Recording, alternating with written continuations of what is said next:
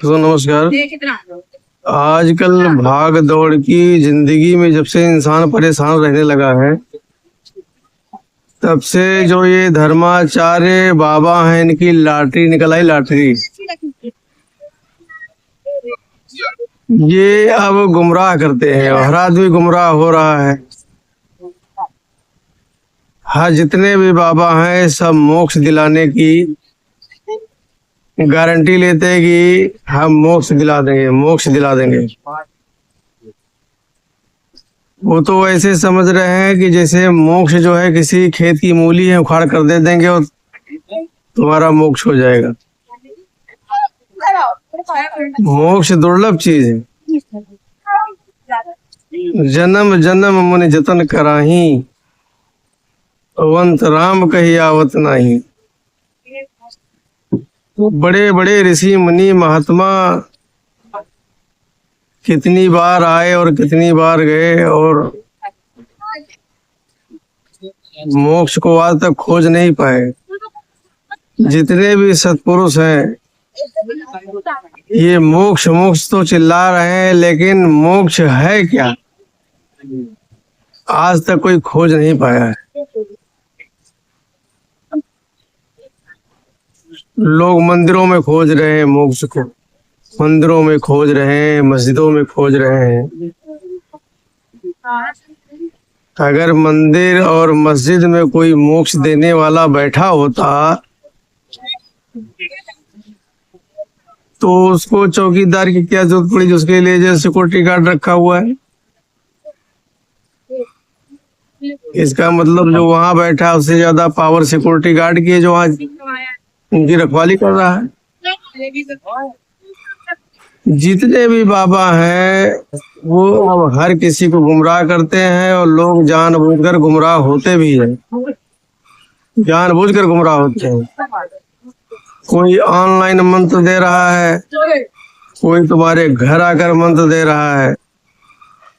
वो मंत्र नहीं दे रहे हैं, तुमको मात्र अपने जाल में फांस रहे हैं। आजकल जितने भी बाबा हैं इनका मेन काम है कि अपने जाल में फांसो और मोटी रकम कमाते हैं, मोटी रकम कमाते हैं। ये जितने भी कथावाचक हैं क्या करते हैं, ये लाखों रुपए लेते हैं। किस लिए रुपए ले रहे हो? तुम तो भाई धर्माचार्य हो, बाबा हो। जिसके पास नहीं लाख रुपया है तो कैसे वो कथा करा सुनवा लेगा? वो तो कथा करा ही नहीं सकता। तो ये सब दुनिया भर की दिक्कतें हैं। और मैं तुम्हें बताता हूँ कि मोक्ष क्या है।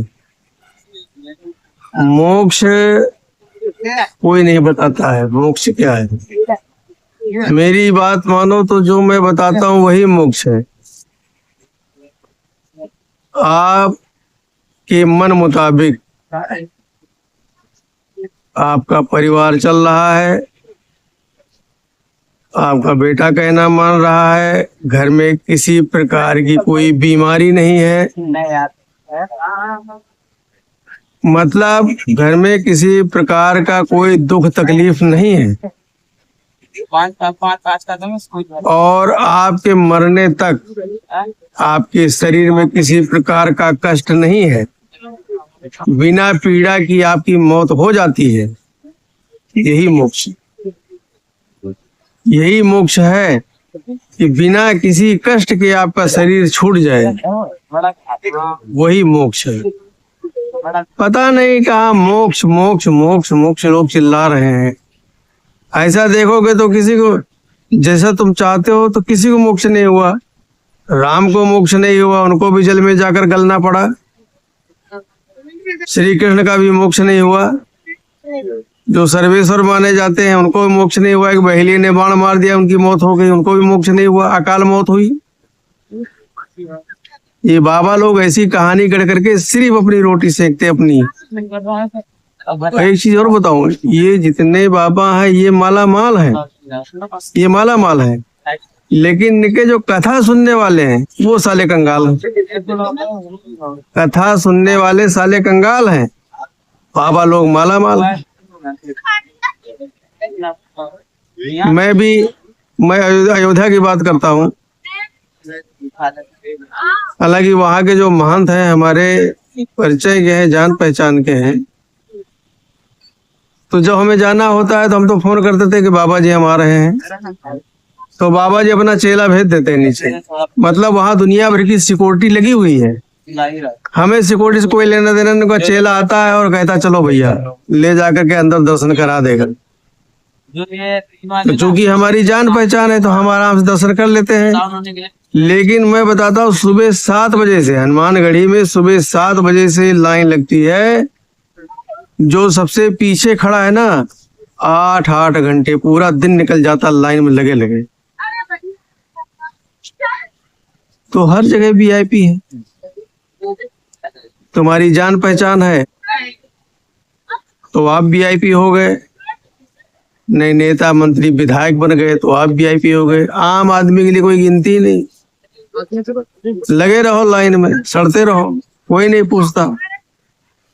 कितने लोग तो लाइन में लग करके यहाँ चलो भीड़, यहाँ कौन दर्शन करे, आगे निकल लेते हैं। वो आगे आगे के चक्कर में किसी भी मंदिर का दर्शन नहीं कर पाते।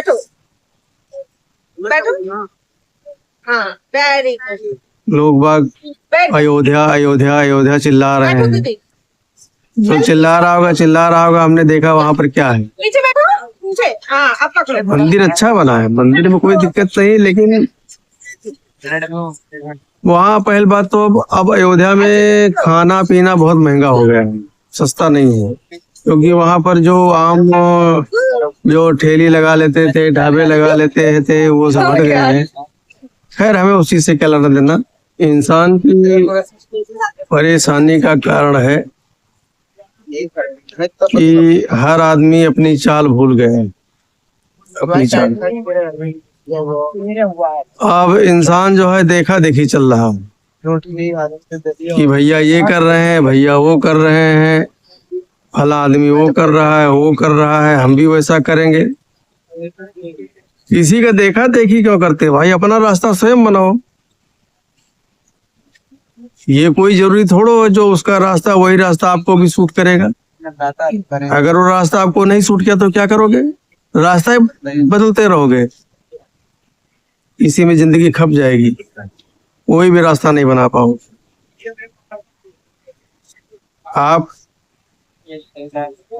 रास्ता बनाने से पहले इंसान बनो, नेक इंसान बनो, सच्चे इंसान बनो।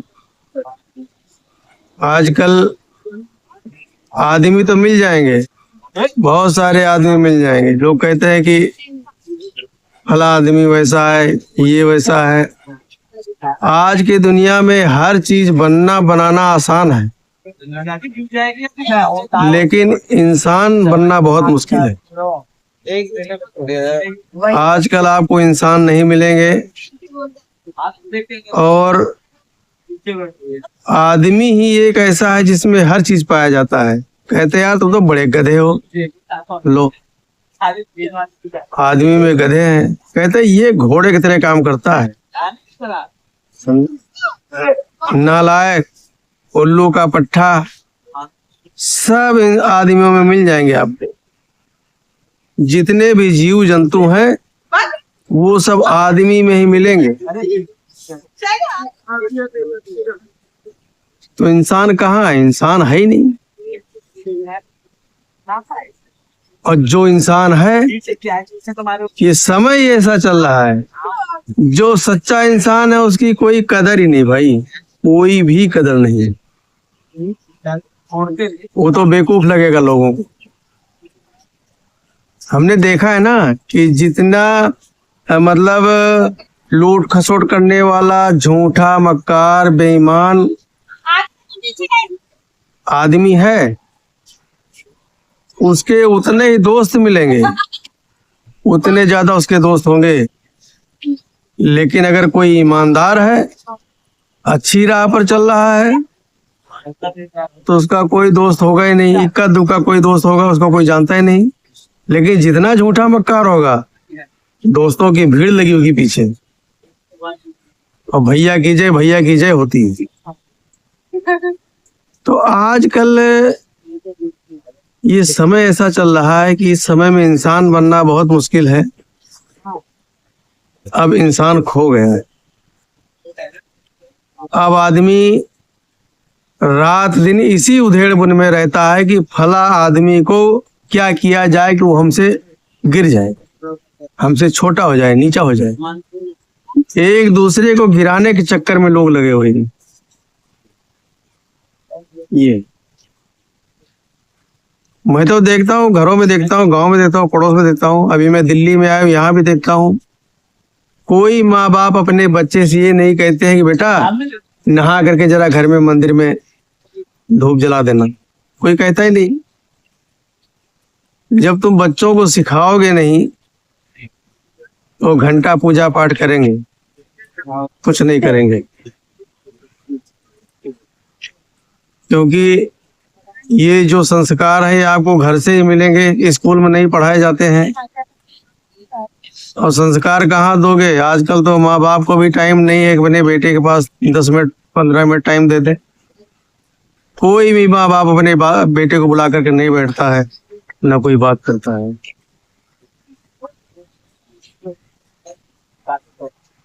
हमने देखा है वहां पर गांव में कि जो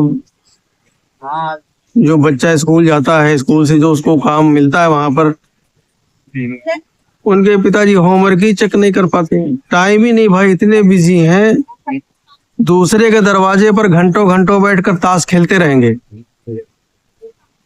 बच्चे की कॉपी चेक करने का समय नहीं है। ये दिक्कत है। दिला देंगे मोबाइल, बेटे को मोबाइल दिला देंगे। क्या क्या काम? पढ़ने वाले बच्चे को मोबाइल का क्या काम है? छोटा बच्चा भी है, दिला देंगे मोबाइल। वो भी शान समझते हैं कि हमारे बेटे के पास मोबाइल। लोग कहेंगे हाँ भाई महंगा से महंगा फोन दिला देंगे। और मोबाइल एक ऐसी चीज है कि पूछो मत, 24 घंटे खोलो कुछ ना कुछ उसमें ऐसा मसाला निकल आता है कि बच्चे उसी में देखकर खुश हो जाते हैं। क्या जरूरत मोबाइल दिलाए? पढ़ने वाले बच्चे को पहली बात तो मोबाइल दिलाना नहीं चाहिए। अच्छा ठीक है। और पेरेंट्स मीटिंग में मैंने देखा है कि माँ को भेज देंगे, बाप नहीं जाएगा। क्योंकि पेरेंट्स मीटिंग में अगर बाप चला गया तो बाप की नाक कट जाएगी। अरे वहां जाओ, अपने बेटे के बारे में पूछो। पूछोगे क्या? तुमने कभी घर में रहकर तो बेटे से पूछा नहीं। तो बड़ी समस्या है। इसीलिए मैं कहता हूं कि आजकल सबसे मुश्किल काम है इंसान बनना। पैसा कमाना आसान है, पैसा हर कोई कमाता है, अब कोई भूखा नहीं मरता है। इंसान बनना बहुत मुश्किल है। आजकल इंसान आपको नहीं मिलेंगे, क्योंकि इंसानों के जो सच्चा इंसान होगा उसका दोस्त कम होगा। ये बात मानो। अगर बढ़िया नेक इंसान है, ईमानदार है, तो उसके आपको दोस्त गिने चुने मिलेंगे। इक्का दुक्का, पहली बात तो मिलेंगे नहीं, अब मिलेंगे तो इक्का दुक्का मिलेंगे। और जो चतुर चालाक बेईमान मक्कार वाले हैं उनके पीछे दोस्तों की भीड़ लगी है, और भैया कीजिए बोल रहे हैं। ये है, लेकिन उनका अंत खराब होता है। मैं बताता हूँ कि हमारे पड़ोस में राम सेवक वर्मा थे। राम सेवक वर्मा थे तो वो हाथी से चलते थे। उनके पास हाथी था। उनका बेटा घोड़ा से पढ़ने जाता था, लेकिन उनकी लत खराब थी। राम सेवक वर्मा की लत खराब थी। वे वर्मा जी वो वैश्यावृत्ति में लग गए। लड़का भी दारू पीने लगा। मैं बताता हूँ, उनके घर की चौखट थी, आज की डेट में बनवाया जाएगा तो कम से कम 2-2.5 लाख रुपए से कम का खर्चा नहीं आएगा। उनके घर की चौखट की मतलब इतने नक्काश गारी जो है पीतल के, वो सारे उसमें जड़े हुए थे दरवाजे में। और इतना बड़ा दरवाजा था कि हाथी आराम से अंदर चला जाता था। बुरी लत लग गई। धीरे धीरे स्वास्थ्य खराब होने लगा। भाई जब बुरी लत लगेगी तो स्वास्थ्य गिर जाएगा। उसके बाद में वर्मा जी मर गए राम सेवक वर्मा। उन्होंने भाई लड़का का नाम रखा था राजा। तो राजा भाई राजा की तरह चलते थे, घोड़ा चलते थे। राजा को भी ऐसी लत लगी, दारू पीने लगे, अंधाधुंध दारू। दारू पी करके उनकी तबीयत खराब हो गई, उनके किडनी फेफड़ा सारा खत्म हो गया। और राजा के 5 बेटे थे। तो 5 बेटे में से जो उनका राजा का बड़ा लड़का था, उसका ठाकुर प्रसाद नाम था, वो पहले ही खत्म हो चुका था, क्योंकि उनके घर में नशा व्याप्त हो गया। उनके घर में जो है नशे का प्रवेश हो गया, और नशा जो है एक एक करके सबको मारता रहा, लोग समझ नहीं पाए। आज मौजूदा हालत बताता हूँ कि उनका पूरा खेत बिक गया। कम से कम 35-40 बीघा के काश्तकार थे। हाथी सुहा हो गया, घोड़ा सुहा हो गए, पूरा परिवार सुहा हो गया। परिवार में केवल एक बहू बची थी, बाकी आदमी कोई नहीं बचे, सब खत्म हो गए। उस बहू ने सारा बेच करके चौहड़ तक बेच दिया, पुराना घर भी बेच करके अपने मायके चली गई। तो मैं तो ये कहता हूँ कि बच्चों को बुला करके उनसे बात करो, और जैसे दूसरों से आप बात करते अपने बच्चों से बात करो। आजकल बाप बेटे में यही तो तालमेल नहीं रहता है, यही तालमेल नहीं रहता।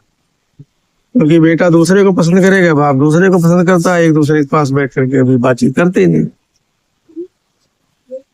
ढेर सारी समस्याएं हैं। और मैं ये कहूंगा कि बाबाओं के चक्कर में मत पड़ो। जो भी इंसान है मेरी बात मानते हैं, तो किसी भी बाबा दाई के चक्कर में मत पड़ो। अभी आपने संत रामपाल का नाम सुना होगा, जो आजकल जेल में सड़ रहे हैं। इनका ऑनलाइन मंत्र बांट रहे हैं। आप इनके मंत्र ले लो, सारी बीमारी छूमंतर हो जाएगी। ऐसा ये अपने शिष्यों को घुट्टी पिला देते हैं कि वो वही भाषा बोलेंगे। पता नहीं कहाँ से ब्रेन वॉश कर देते हैं कि उनके जो शिष्य हैं वो भी वही भाषा बोलते हैं। भाई खोपड़ी चाट लेते हैं। रामपाल का एक भी अगर चेला मिल गया कोई आपको, तो तुम्हारी पूरी खोपड़ी चाट जाएगा। ये होता, दुनिया भर का ज्ञान हो जाता उन्हें। 4 वेद, 18 पुराण, 6-7 सबका ज्ञान उनको मिल जाता है। जैसे रामपाल का मंत्र लिया, दुनिया भर का ज्ञान उन्हें मिल जाता है। तो किसी भी बाबा के चक्कर में मत पड़ो, और अपना काम नेक ईमानदारी से करो, और कुछ नहीं। आप कुछ ना बनो, कुछ बनने की जरूरत नहीं है। आप नेक इंसान बनो, बस आपका मोक्ष है। नेक इंसान बनना ही मोक्ष है। बाकी मंदिर में, मस्जिद में, गुरुद्वारे में मोक्ष नहीं है। बाबा लोग बेवकूफ बनाते हैं कि तुम्हारा मोक्ष हो जाएगा। मोक्ष क्या है, किसी ने देखा है क्या? मोक्ष कुछ नहीं होता भाई। मोक्ष नाम की कोई चीज नहीं है। मैं बता रहा हूं, आप बिना कष्ट के आपका शरीर छूट जाता है, यही मोक्ष है। दिखा देंगे, आसमान को दिखा देंगे वहां मोक्ष है, तो वहीं पर मिलेंगी। मतलब सारी हूरें वहीं मिलेंगी, यहाँ नीचे कुछ नहीं है। तो यहाँ क्या मरने आए हो? जब सारा कुछ ऊपर है तो ऊपर रहो। तो ये बेवकूफ बनाने वाली बात, आप बेवकूफ मत बनिए, और आप सच्चा इंसान बनिए, सच्चा इंसान। नमस्कार।